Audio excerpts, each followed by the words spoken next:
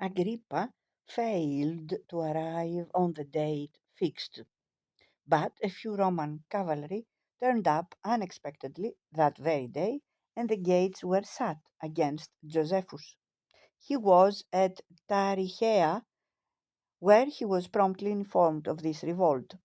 But he had sent out all his soldiers in search of food, and could neither take the field alone against the rebels nor stay where he was, for fear that this delay might enable the royal troops to slip into the city before him.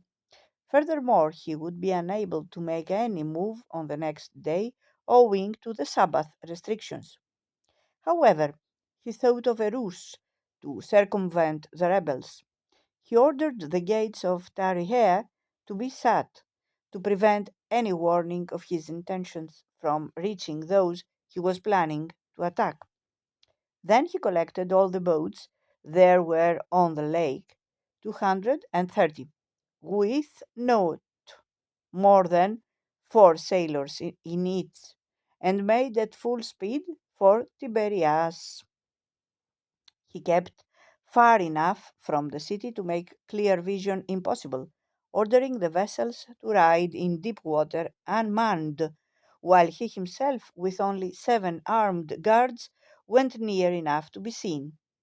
On sighting him from the walls, his opponents, who had not ceased to vilify him, were so amazed that they assumed that all the craft were packed with armed men, flung down their weapons, and waving olive branches, begged him to spare the city. Josephus gave vent to threats and reproaches.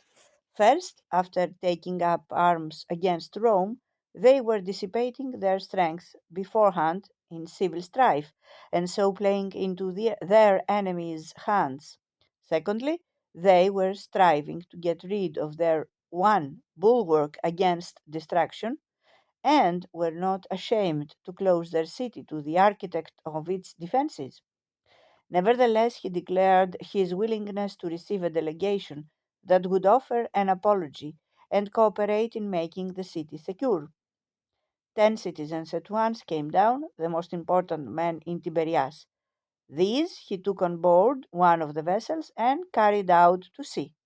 50 others, leading members of the city council, he ordered to come forward on the ground that he wished to obtain a pledge from them. Then, by inventing one pretext after another, he called out group after group as if to arrange terms.